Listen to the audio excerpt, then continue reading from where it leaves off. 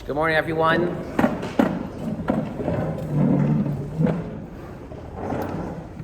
We want to maximize our time with Rabbi Willig, so feel free to continue to eat or to go up and get something else to eat. Before introducing Rabbi Willig, I want to welcome Rabbi Jaffe. Good morning, Rabbi Jaffe. Thank you for being with us, and thank you everyone for taking the time on this Labor Day to be together, to learn together, and to learn from Rabbi Willig. It is now my honor, and if you give me just a few minutes, to introduce Mori Rabbi Rabbi Mordechai Willig. Rabbi Willig has close to, I think, already 50 years been the rabbi of the Youngest of Riverdale, more than 40 for sure. He is a senior Rosh Yeshiva at Yeshiva University. He is a Rosh Kollel of the Baron Kol Elyon, as well, Wexner Kol Elyon, as well as a Rosh Kollel of the Rabbi Norman Lamb Kollel Lahora. And Rabbi Willig is also the Av Basin of the Basin of America. He has written numerous Sfarim. He is a posek of global esteem, and it's hard to convey Rabbi Willig's mastery of Shas and Dalet Chalkei Shulchan Aruch. Before calling him up, I'd like to share with you, though, two stories that sort of I experienced and that still have stayed with me. And they will convey some of the other amazing attributes of Rabbi Willig, of his love of Klal Yisrael, his responsibility for Klal Yisrael, his devotion to his Talmidim, his humility, so many amazing characteristics, and why it's such an honor for us to have him with us this morning. Approximately 12 or 13 years ago, I was learning at YU, and my chavrusa and I, some people know him, Rabbi Nathaniel Wiederblink. He spent 2 summers here in Brookline. And we went up to Rabbi Willig's office to discuss with him something that we were learning, some intricate, involved question. I don't remember exactly what it was. And so we started talking to him. And in the middle of our conversation, Rabbi Willig's phone rang. And he looked and he saw the number. Rabbi Willig probably doesn't remember this because it wasn't a big deal to him. He saw the number and he turned to us and he said, normally I wouldn't interrupt our conversation, but this is Pikuach Nefesh. So he picked up the phone. And we didn't really know what was going on. We heard yeses and nos. And then he put down the phone. And then he turned to us, myself and Roy Wiederblank. And Roy Willig was a little annoyed. And he said, I don't understand. There's some rabbis who say you don't have to listen to doctors. And I didn't know what it was about. And then, shortly after that, I figured out what it was about. And there was a very tragic situation. My recollection is there was a child on a ventilator in Kansas City. Rabbi doesn't remember. It was in the Jewish news at the time, and it involved even some of the American authorities, and there was arguments amongst rabbis. Of course, you would never find Rabbi Willig's name in any article because Rabbi Willig never wants to have any publicity whatsoever. But it just struck me. Not everyone is asked by people from around the country, if not around the world, and doesn't even just put their lives into his hands, but the lives of their children. And it was almost like it happens every day. He put down the phone, and then we went back to discussing the Tostos, whatever we were learning. That's question number one. Story number two. This goes back even earlier. It was the summer of 2006. And I was learning in a very special place, Mordechai Kollel, where I will also another one of his positions. And it was the year of what's referred to as the Second Lebanon War. And every night after Mariv, whoever young man was the chazan, Rabbi Willig would get up and lead everyone in a pair of Tehillim. And unfortunately, if there was some sort of attack that day, so you could hear it in Rabbi Willig's voice, he would be much more emotional. And one night he gets up, and he is crying, and he is so emotional. And I didn't understand it. Nothing had happened that day. Why is he saying Tehillim with so much more emotion? So I figured, I don't know, okay. He's at tzaddik, so he's just davening more that night. Then a little bit after that, in Mordechai Kol Camp Morasha, the custom is that Shabbos Chazon, the Shabbos before Tisha B'Av, Rabbi Willig and his students, it's quite a scene with an entourage of students, walk from part of the camp, Mordechai Kollel, to the main camp, And Rabbi Willig leads the whole staff of the camp, of Camp Mordechai, in like a tish. And Rabbi Willig speaks, and it's always a very big deal. And that year, he shared the following. He said that he has a student who is serving in Sahel. Again, Rabbi Willig probably doesn't even remember this. And the student just called him a week or so ago. And the student said, I'm going in a secret nighttime mission over the border into Lebanon. Again, this is a story that happened, I heard 17 years ago. And the student, he's sharing this with the whole camp. And the student told me, Rabbi Willig says, that I know I may be killed. And I'm not afraid of being killed. I'll die al Kiddush Hashem for Klal Yisrael. But I am very scared of being captured and then being a prisoner and being tortured. So I want to know, he asked Rabbi Willig, if let's say we're totally surrounded and there is no way to escape, can I take my life? And then I realized he obviously got that question that day when he was crying, when he was saying Tehillim that night. I've never discussed any of this with Rabbi Willig. He also said, with great humility, he wouldn't answer that person immediately by himself. He called and consulted with Mori Rabbi Hershel Schachter, and I don't think he told us what he told this young man. And Rabbi Willig, of course, was crying as he told this story. And it's not just his greatness in Torah scholarship, but it's a personality that bears great responsibility upon his shoulders. In that same discussion, that Friday night Camp Mordechai, he said something which I did not understand at the time. He said people sometimes put, I won't say it, never mind, I won't say it. But is a personality that loves the Jewish people, that cares for his students and all of Klal Yisrael, takes responsibility, is a leader, carries so much on his shoulders, and it is our great honor to have him with us this morning. I ask everyone to stand up for Rabbi Willig.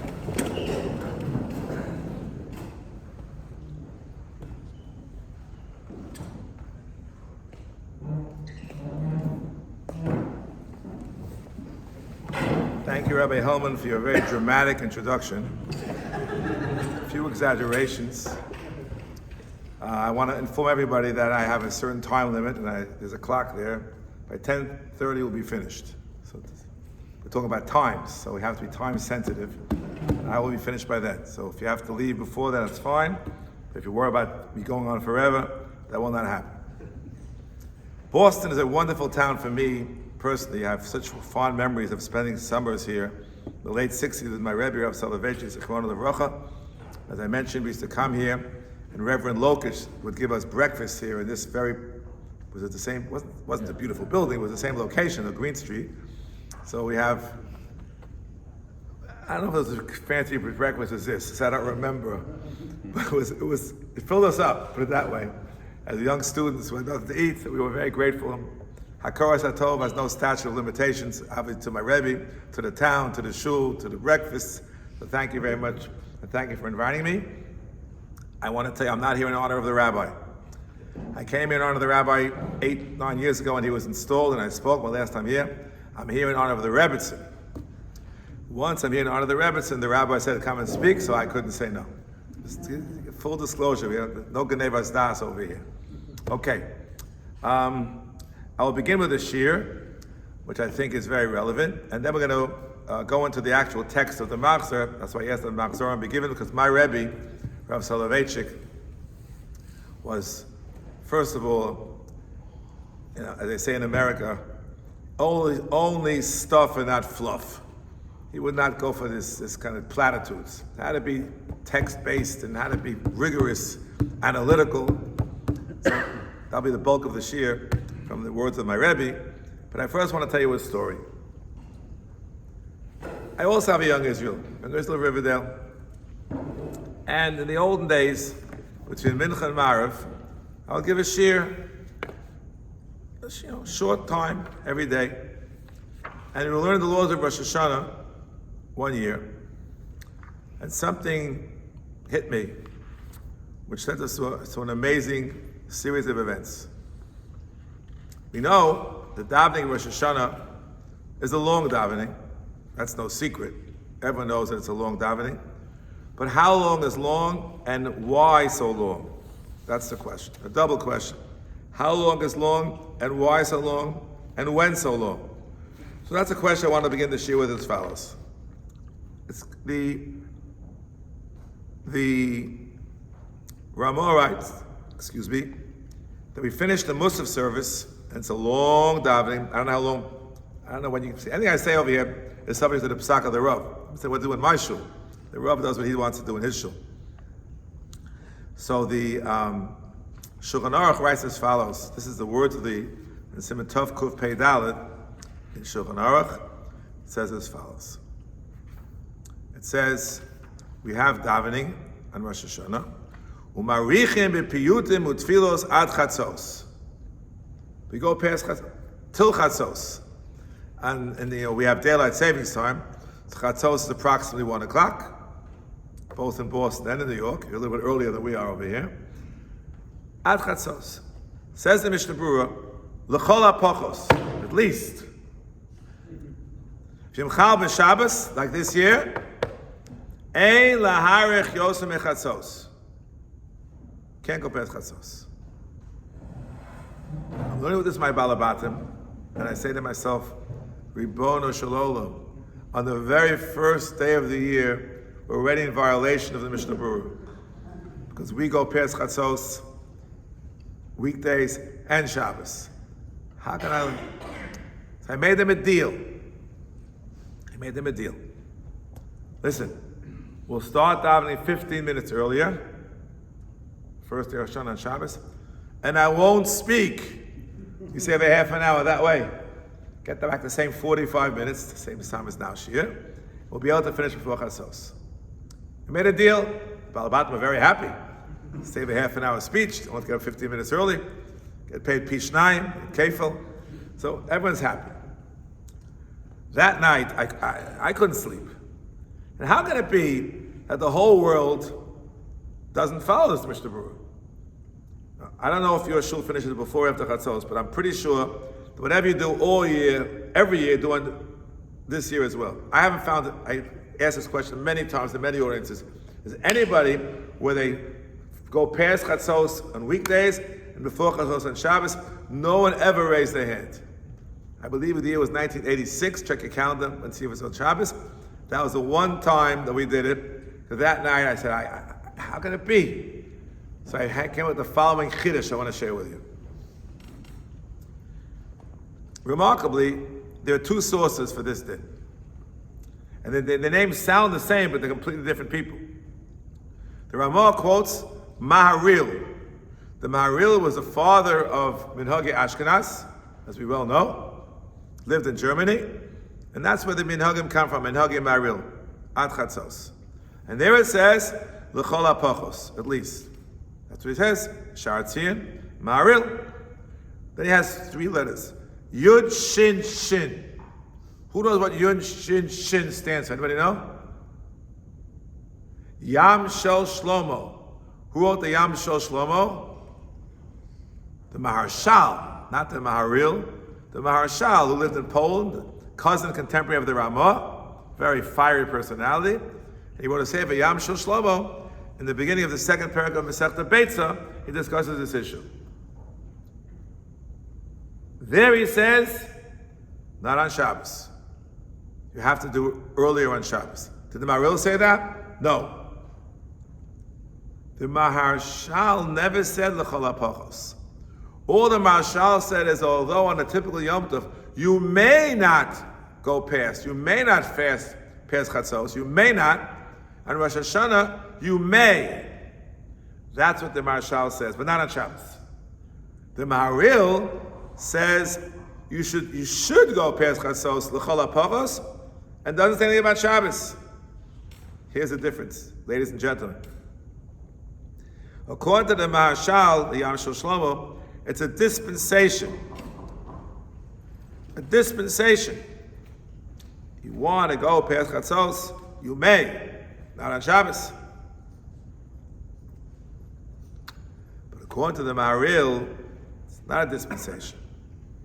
We call it a lechatchila, something which you should do past Chatzos. If that's the case, the law changes. Why does it change?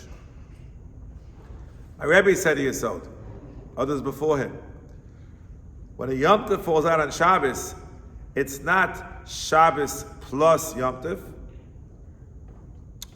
it's Shabbos / Yom Tov. They merge into one. There is no independent Shabbos. For example, Yom Kippur falls on Shabbos, the Kohen Gadol must offer the sacrifices of Shabbos. Why? Why?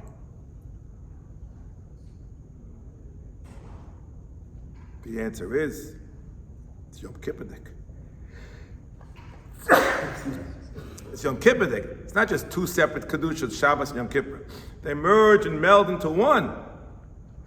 So therefore, the Shabbos Rosh Hashanah is not a plain Shabbos when there is a restriction. You can't fast past Chatzos. Excuse me. It's one. It's one thing. And therefore, Shabbos is the same as Thursday. Forgive me again.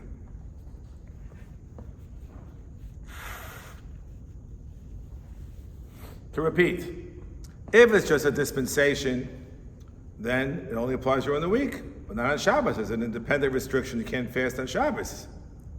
But if it's a lechatchila, it's a din Rosh Hashanah, should go past Chatzos, even on Shabbos. But I already made the deal. So that year, we followed the Mishnah Berurah, but never since. A story, a real life story of my own shul. Okay, that's how we begin. I'd like to discuss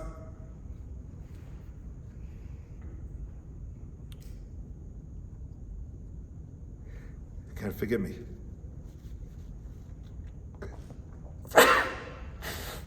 Sorry. Zmanim. I'm told there's a Zmanim buff here in the audience. A little bit about Zmanim. The ideal time for Slichus, it says in the Sfarim, is at the end of the night. The end of the night. When does the night end? When does the night end? You're supposed to finish before Alos HaShachar. When is Alos HaShachar? Oh, 4 mil. Ah, thank you. That's what I'm looking for. 4 mil before the sun rises. What's 4 mil? The Zman of Buffalo, excuse me, I'm not going to go into the details of 4 mil. Let's assume it's 72 minutes or 90 minutes or 16 degrees beneath the horizon or something like that. A long time, well over an hour before sunrise. Fine. That's the ideal time to say Slichus. Now, that's very early. Very early. It could be 5 o'clock. I don't know exactly when it is here in Boston. Very early. When is the earliest Slichus here in the shul? First minyan? When do you begin? On Erev Rosh Hashanah is 5 a.m. Even Erev Rosh Hashanah, you may not even make it. But the rest of the time, you start well after that. So at first glance, it's what we call a b'di'evet. I mean, it's okay, but it's not the ideal time. But I have a different view. Because you see, the talk about the mishmoros, the different mishmoros of the night, and Tosfos and Avgimel and Baruch says that the last mishmor ends at Alos HaShachar. That's how they calculate the Zmanim, Zman Kriyashma, etc., etc. The Vilna Gaon, in his commentary on Baruch Avgimel, says no. The mishmoros end at sunrise. So therefore, in my opinion, any group that davens slichos anytime before sunrise is the ideal time. And you don't have to finish before sunrise. Ideally, if you finish just what we call the Yud Gimel Midos before sunrise, in my opinion, that's completely lechatchila, that you've done in the perfect time. Have to confess that in my shul, I davened the second minyan because it was a little slower, and we davened even after sunrise.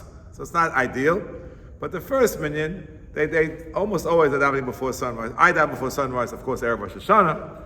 Maybe it's Tzom Gedalia, maybe it's a little, depends on what year it is, but that's my first chiddush.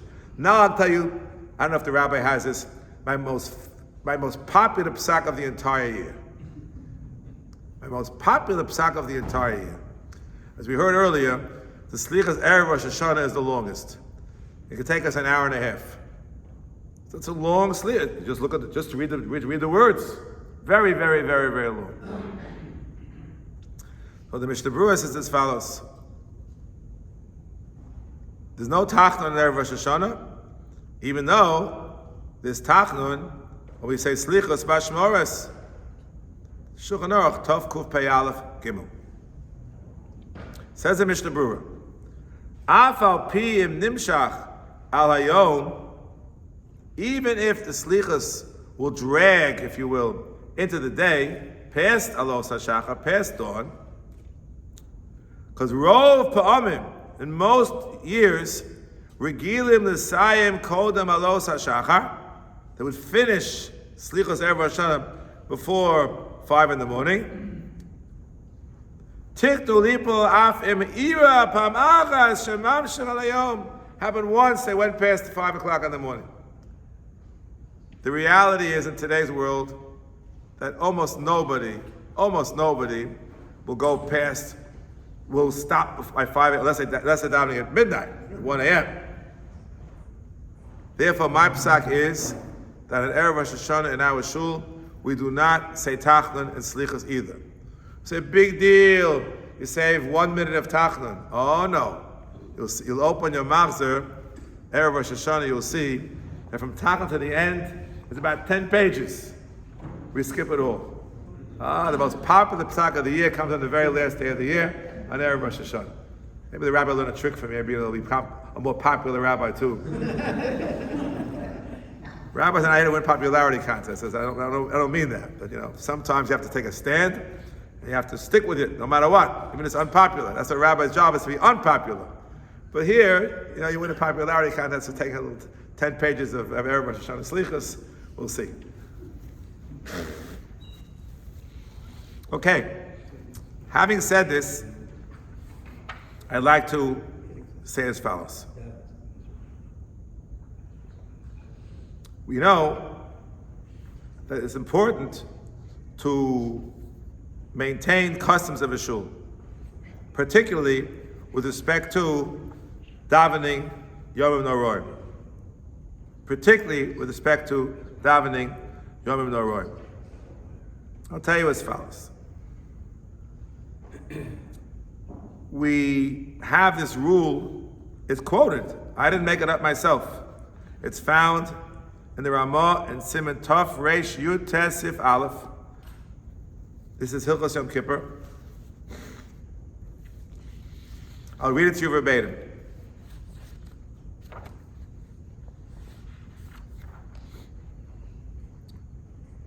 Al Yishana Odom Iminig Ha'ir Afilu B'Nigunim or B'Piyutim She'omrim Shom.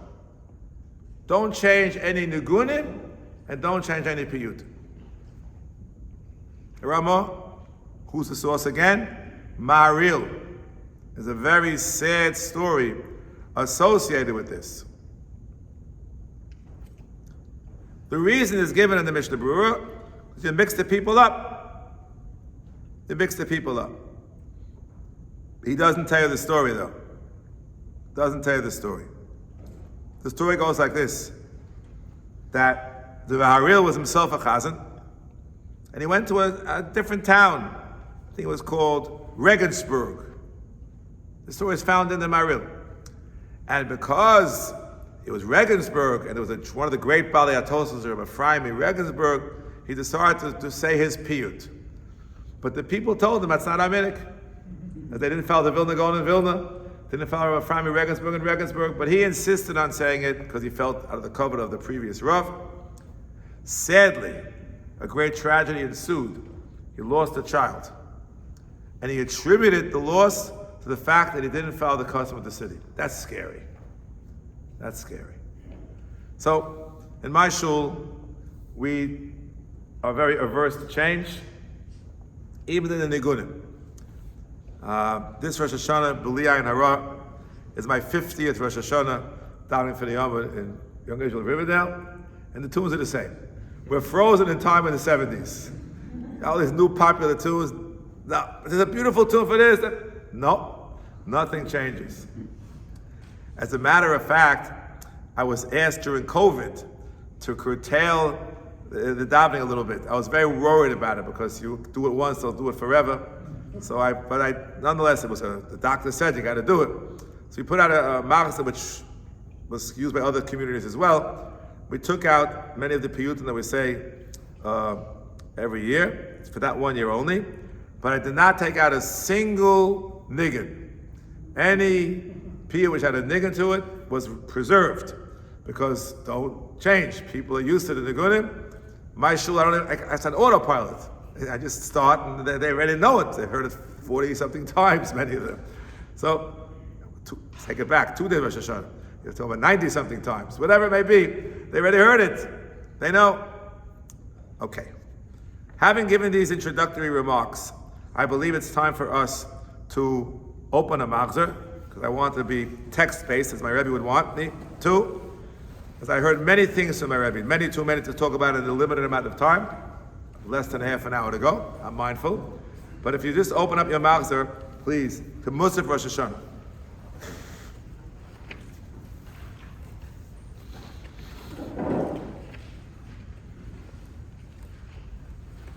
I want to tell you, I grew up with this Machzor.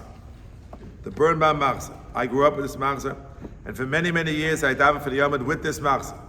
There are many tears in my Birnbaum Machzor that I still have. But once Art School came on the scene, that was it. I mean, there was just no comparison. The accuracy. What I use now, of the Elter, as they say, they bought me a large print Art School Machzor, and I like it for 2 reasons. 1, the print is very large. 2, because the print is very large, you turn pages more frequently. There's less chance to get lost. I want to tell you that if you're about tefillah, sometimes where am I exactly? You have to know what place I'm at. And sometimes, if there's a big page with so much, it's only one article, it's one side of the page, and it's big print, so you can focus more readily. I want to tell you that davening for the Yomad is an endurance test, particularly Yom Kippur. Yom Kippur Musaf is an endurance test. You're standing there, I should say, more accurately, for 3 hours. That's what it takes. Rosh Yom Kippur Musaf. We'll get to it later why it takes so long, but it's an endurance test. And you're fasting, and you get a little woozy. So having the fewer characters on the page is somewhat helpful. We're going to open up to Musaf Rosh Hashanah, and we will turn to the silent Shemona Esrei. That suffices for us. This is whatever he has. Here on page, let's see.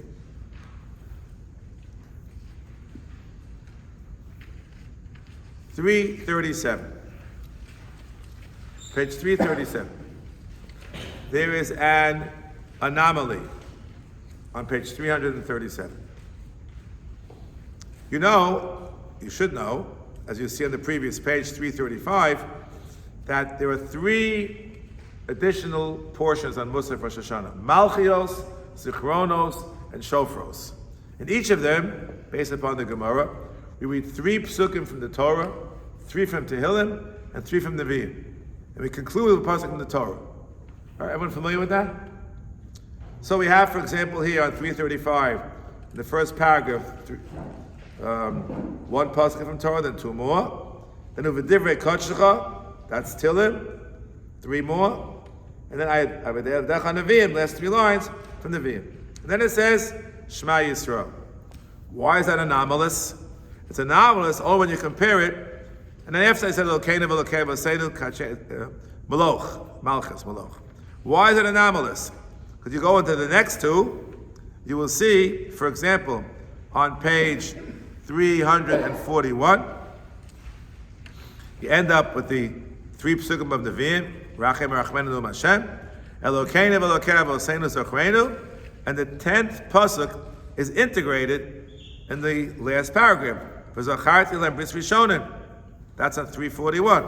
Similarly, in 345, once again, V'yom Simchasim V'Moadechem, the 10th verse is integrated into the bracha of Elokeinu v'Elokeinu v'Seinu. And the question becomes, if that's the case to be similar, the 10th pasuk of Shema Yisrael should be integrated in the bracha of Elokeinu v'Elokeinu v'Seinu Maloch. Why is it earlier? That was my Rebbe's question. My Rebbe gave an obvious answer. The other two Elokeinu v'Elokeinu v'Seinu are unique to Tfilas Musaf. Only in Musaf. But this one, Maloch, is not only Musaf. We said it in Ma'ariv, we say it in Shachas, we say it in Mincha. The rabbis were disinclined to tamper with it. So the Shema Yisrael, they placed, instead of in the middle of it, they placed it just before it. But conceptually, my Rabbi said, it really belongs in the middle. It belongs in the middle. I'll try to tell you what a tremendous chiddush of my Rabbi momentarily will explain it why.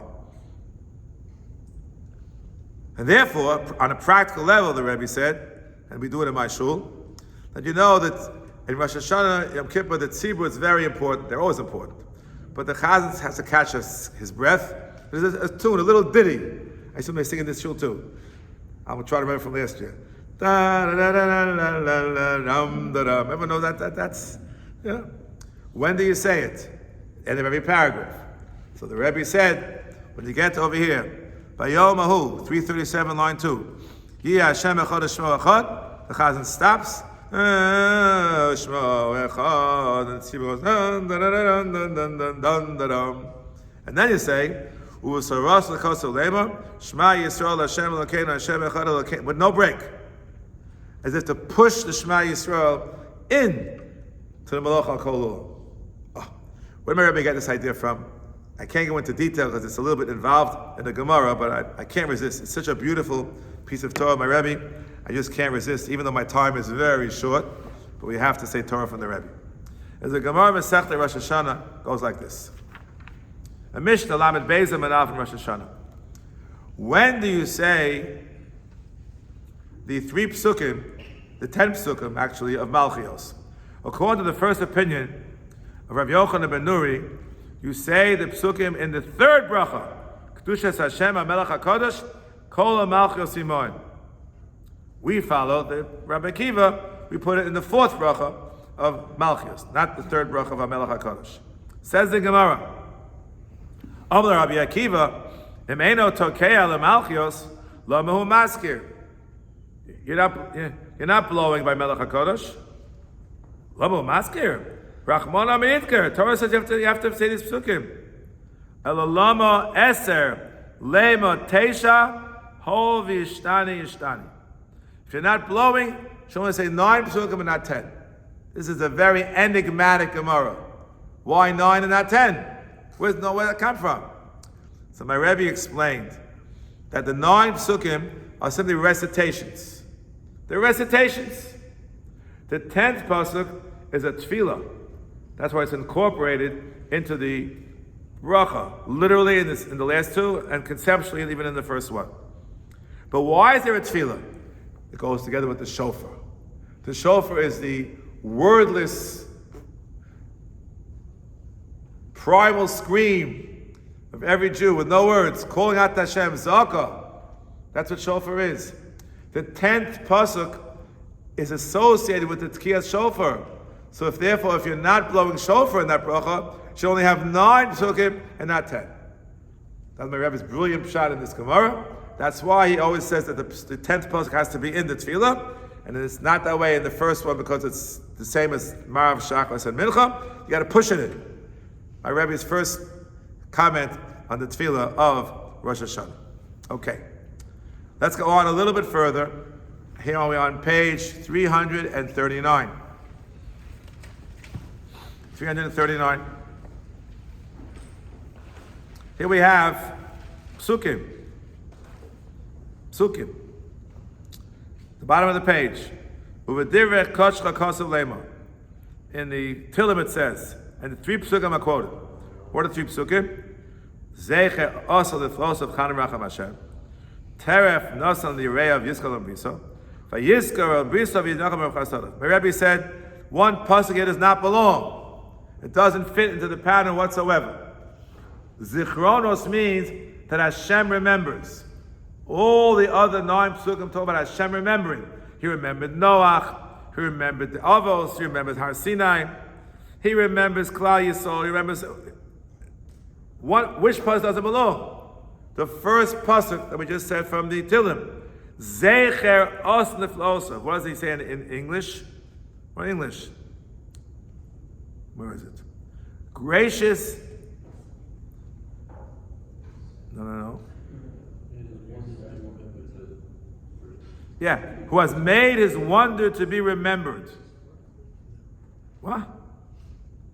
That doesn't mean he's not remembering us at all. His wonders are remembered. He's not remembering us. My Rabbi said it's a mistake. It's a mistake. Rather, these two go together. Zecher os lefnos of Chanim Racham Hashem. The next pasuk in Tillim, it's Zayin Ches Tes Yud. Teref Nosal Nirav Yizkol and Briso go together, and it's only Yizkol and Briso that counts. The first one doesn't count, so you have to add another pasuk. So that's what we do. We skip the middle of an Emar, and we add a pasuk in Tillim. Zachal Yolam Briso Davat Sivul Eleftor. That's a pasuk which we add in our shul. A pasuk in Tillim Kuf Hey pasuk Ches. That's what we do. So we are mindful of my Rebbe as much as we can. Can't follow everything the Rebbe says, we'll get to that, but we try. And one more comment, just one more comment, in terms of the Malchus, Zichronos, and Shofros. This you'll find towards the end of Shofros. You'll see it over here on page 343. Again, Uvidivrik Kachcha Kosalem, a new paragraph. Let's count the psukim, okay? You don't have to take off your shoes for this. All Kim Besru Hashem Kol Shofar 1. Bachatzos Kol Shofar B'Mech Hashem 2. Tika B'Chol Shofar 3. And all of a sudden, V'nemar. What's this V'nemar? Halu B'Teka Shofar, etc., etc. The entire last parak of Tehillim. What is it doing here? It's Baal Tosif. We already have 10 psukim without it. So my Rebbe said, this is not a recitation like all things came before. In this, we exult in ecstasy, in spontaneous song. You know why? After we've gone so close to HaKadosh Baruch Hu, we've already finished most of the Tfilas Musaf, we're so close to Hashem. Oz v'chedv b'mkomo. Joy comes from Hashem. Hashem is the source of all joy. We burst into spontaneous song. And what more appropriate song is there than the last parak of Tillim of David HaMelech? So in our shul, this whole parak is sang with a niggin. Everybody in the shul knows the niggin. We haven't changed it in 50 years. Same niggin. And we sing together. This is, I have to tell you, before going to Yom Kippur, one final note of the Rebbe. The very last word, it's actually in Shmon Esrei on page 347. The last 2 words my Rebbe was strenuously and vehemently against. The last 2 words are, Oseh HaShalom. And the Rebbe said, you can't change. And the Rebbe would make a person go back. It happened in yeshiva. He would say, no, go back. Now, well, I'm not so dogmatic, but in our shul by now that the, forgive me, the Yekesh of Baal Tfilas have retired, we are more or less, when I came to the shul, my Baal Shachris was a Chassidish, Nusach Sfarad. He had no problem of Baruch Hashem Shalom, nor did I. So it, the Shachris and Musaf all the years was that way. Mincha sometimes was different. By now, who saved us? Art Scroll. Because Art Scroll, to their credit, when they printed their Machzor, it says, customs vary. They have on one side Oseh Shalom. They couldn't get rid of that. It's just so ingrained. Oh no, I'm Oseh Shalom. So we made it into the article. Now we go to Yom Kippur. Yom Kippur begins, as we know, with Kol Nidre. Page 489. 489, I'm sorry to tell you, is gibberish, which makes no sense whatsoever. Sounds crazy. Kol Nidre, the holiest day of the year. Makes no sense. Let's read it together. Kol Nidre, all vows, etc. It's all different types of vows. Din Nidarna. What does Din Nidarna mean? So they give a very, very loose translation here in Birnbaum. We are likely to take, all right, Yom Kippurim Zeh, Yom Kippurim Ba'aleinu L'Tov. There's only one problem. All these phrases are past tense. Din Darno, Di Shtabano, Di Achrimno, Di Asarna are all past tense. It's gibberish. All vows that I made next year. You know, if you're a mathematician, it's a set is of 0. All vows that I made next year is 0. It makes no sense whatsoever. It just doesn't make any sense. It doesn't make sense. It's ridiculous. But what are you going to do? That's printed in every Machzor. And the rabbi is going to make dramatic changes on Kol Nidre night. They'll stone him. The rabbi has to know his limitations. So in consultation with Dr. Richard Steiner, Shalita, who was a professor of Semitics at Bernard Revel Graduate School, was a member of my shul when I first started in the 70s. We were able, I think that Mordechai knows the details, he can give you an article about it. Dr. Steiner wrote a whole full article about it. I think we're still using your text. With slight adjustments, we're able to get it into future tense. And I wrote it in front of me how to do it. Di no darna, instead of din darna, di no darna. Ude mishtabana, instead of the ishtabana. Ude macharemna, instead of acharemna. Ude asarna, only one problem. It's only future tense in singular, not in plural. So there's a problem. Nafshasana is plural. But once again, I'm the fortunate beneficiary of a song, a tune that everybody sings in Kol Nidre. Remember how it goes? Come say it with me. Al nafshasana. So I say, these minor changes which no one even picks up. Al nafsha, ever says son, and I say e.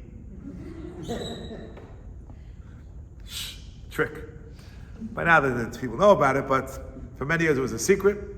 And this way I'm able to say something which is sensible. All the vows that I will take between this Yom Kippur and next Yom Kippur.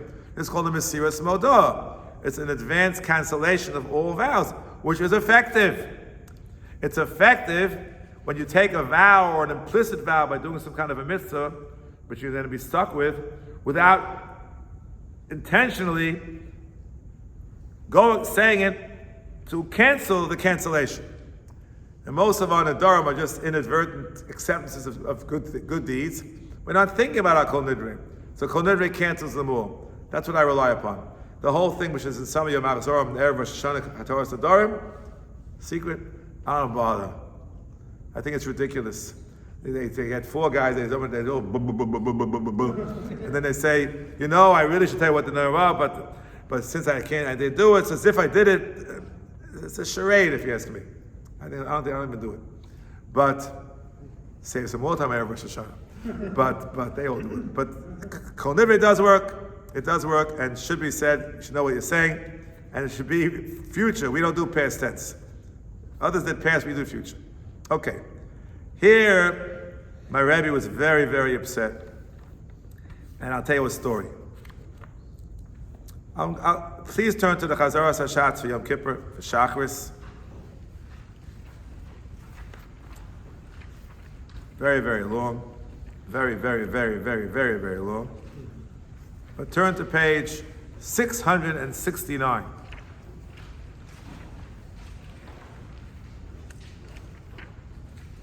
You recognize it. It's Ya'aleh V'Yavo. After Ya'aleh V'Yavo comes Zechor Achamecha. There was a glaring omission. A glaring omission between these two paragraphs. Traditionally, this is the place where slichos are recited. Slichos are recited, as it says in all the Rishonim, Yom Kippur, every single one of the davenings, including Shachris. I'll prove it to you from Shulchan Aruch. Tov Resh Ches. Tov lekatze b'piyutim uveslichos Shachris, to get Musaf in the 7th hour. We're so strict, we cut it out completely. There are no slichos. My Rabbi was irate because you have no slichos. This is the most important part of the davening. Slichos. It says in the Rishonim how many times did slichos in Shachris and in Musaf and in Mincha. Long discussions of it. How can it be? How can it be? What happened over here? It's missing. When I grew up in the Chassidish Shtibel, in the Nusach Sfar Machzor, it said, Do Zokman Shlichus, or Kanomim Shlichus. But even that we don't have over here. Why do they have it that way? Because there's so many different customs, there was a separate Slichus book that they would consult. But at least they tell you to do it. So here's my story. My art scroll Machzor was put out in the 80s. Beautiful art scroll of Hashanah Machzor. That year I met Rabbi Nosson Sherman Shlita, came to a fundraiser in Riverdale. I said, you put out, I love you, will you be a Yom Kippur Machzor? Yeah, next year be Yom Kippur Machzor. I said, only you can do this. Nobody else can do this but you. Put Slichas into the Machzor. He's a Chassidish, he knows that Slichas belong. Put it in.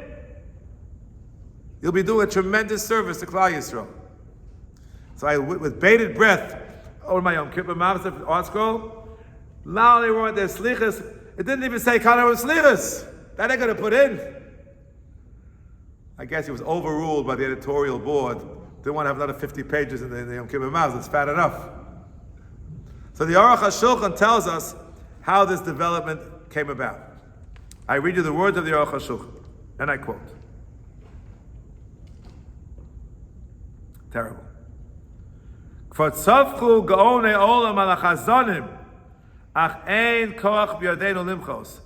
Chazonim have all these arias, there was no time for slichas, and he ends, Vashem Yechaper.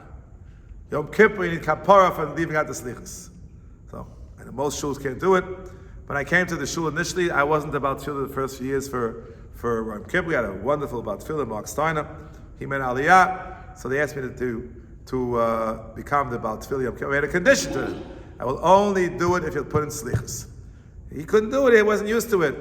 So I went to one of my good German Jews from my shul, got a Yom Kippur Machzor, found that whenever slichas were common to his Machzor and our Machzor, we made our own slichas. We had to paperback, we just referring to pages, then they put in a little compilation. Now it's even a little fancier. With permission from Oscar, we have the English, and we have it at our shul. And other shuls of Taminim of the Rab did the exact same thing as well. Now I'm down to my last 5 minutes, and I don't have enough time to do what I wanted to do, which is to go through the Seder HaAvodah. My Rabbi was crazy about the Avodah. He loved the Avodah. When he was a Kohen Gadol. He taught us many times the Avodah. Literally as if he was a Kohen Gadol. But I'll only tell you one thing, I can't go into the details, but to turn to the Seder Avodah, which you'll find over here in the art scroll, the Birnbaum Machzor, it begins all the way on page 811, Amitz Koach,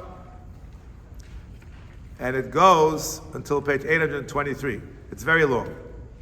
My Rebbe said, this is the most important part of the Machzor, Chazor Hashatz, and it must be said out loud. So one of the Chazanim, I heard it from the Rav, he starts from Amitz Koach. You can plot, you can faint, say all this out loud. My opinion, you only have to start out loud when the Avodah actually starts. So we begin, it's in alphabetical order. Instead of starting from Aleph, we start from Ayin. Aleph and Ayin are mischalfim. Where's Ayin? Ayin is found on page 815. So I skip 2 full pages of text we say in a whisper. Also, Trom Desh, the Pious Harishon. That's what we get to. That's the real Seder Avoda. I say out loud every single word until we get to on page 823 on the 7th line. Timeim Tfilos Chomesh V'Kiddushim Asara. Then that's where you finish the Avoda. Once again, you go into poetry, which we don't say out loud. So I'm just letting you know that the Seder Avoda is something which should be, I don't know who the Chaz is over here, according to my Rabbi, should be said in a loud voice. Everyone should hear it. And the Chai Adam made many, many changes. Many changes. And we try to minimize the changes, because otherwise it gets very confusing to people. But I'll tell you what we do, just for the record. On page 819, it says V'kach hayamona twice. This is in the Kodesh HaKadoshim. But with the very next line, it says Rikmei paroches yaz kimishpat kapores. That's where you sprinkle the blood on what we call the heichal outside. Once again, it should say V'kach hayamona. 6 words later, Rogash v'shina v'hiza midam sar in the heichal. Once again, Kach hayamona. We have 4 Kach hayamonas. Everyone else has 2. In some of the Machzor they have 2, 3 or 4. We have 4 based on Chayod. Also, one more change. The same paragraph. The shin. Shav u'b'lola v'chita mizbeach sagur. You mix the blood together. You put it on the inner altar. Sheva al toro v'kron of arba. 7 on the top of the mizbeach and 4 in the corners. This is against the pasuk. The pasuk tells us that we read on Yom Kippur that first you have the Kron of Arba, first you have on the 4 corners of the Mizbeach, and only then do you put it al Torah Shem Mizbeach. And it's an amazing thing. The Paitan has it backwards. He's going not against a Gemara, not against a Mishnah, against a pasuk in Chumash. How is it possible he's going against a pasuk in Chumash? How can it be? How is it possible? We don't understand it. We just don't understand. How can it be? If you took the page, keep one hand here, and 8:19, go back to 7:13. 7:13. The last 5 lines of the page. What do? You take the blood, which you already earlier did in the inside, the yotza, right? Then you go to the Mizbeach and the Heichal. You take the Dam Parah, Dam Asar, you mix it. You put it first on the Karas HaMizbeach Sabbath, on the corners, and then 7 times on the top. How can I go against a pasuk? The answer is he's a poet. Poets have to be alphabetical. To the Sheva to come first. So in my shul, we just make one slight change. Sheva al Toro achrei b'kron of arba. Just that little word makes all the difference in the world to try to be accurate as my Rabbi would want us to be. So much more that I've said is here. As the Kohen Gadol would say on Yom Kippur, Yosef imah shekaris lefnechem kosov kan. But I promise to finish on time. Hope you all got a taste of what davening should be on Rosh Hashanah Yom Kippur. Some of the brilliant ideas of my Rebbe Zichron Levracha, who lived his whole life in Boston. And I end the way I began by thanking you for inviting me, and once again giving honor to both the Rabbi and the Rebbitzin. You should continue to support the Rabbi and the Rebbitzin here in their holy work for many happy and healthy years to come. Thank you, Rabbi. We'll mention just a minute or so.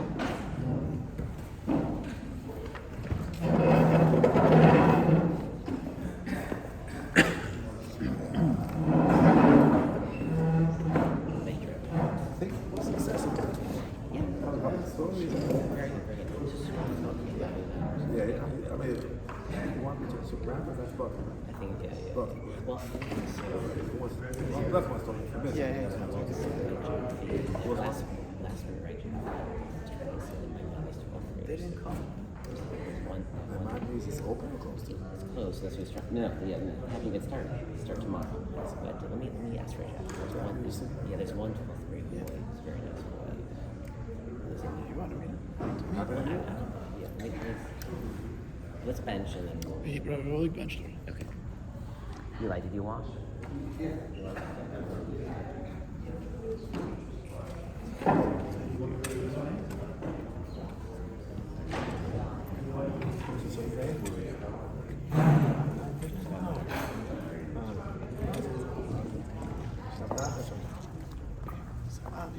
Avi? 12th grade. What's your last name? Bullock, B-E-R-L-O-V.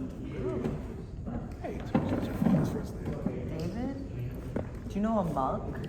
A mug Bullock? Yeah, he went to one. Yeah, he's my uncle. Ah, there you go. The name was familiar. Good. Rabbi, I'm an RS, but I do have a question. Eli, If you have a whenever... question, by definition, not an RS. No, that's actually my question. What I don't understand is we have a tradition, and knowledgeable people such as I and yourself make all kinds of modifications which you understand. But how do I cope with that as somebody who doesn't? Good having an RS. You're asking a great question. You should stick with your traditions. Rabbi once gave a 4-hour speech about whether you're supposed to sit or stand at Havdalah. And it came out you're supposed to sit. So they asked him again, what do you do? I stand like my father did. After 4 hours, we're supposed to sit. Thank you so much. Stick with it. Stick. Don't move. Don't change. Let's go. Mark's going. Let's go.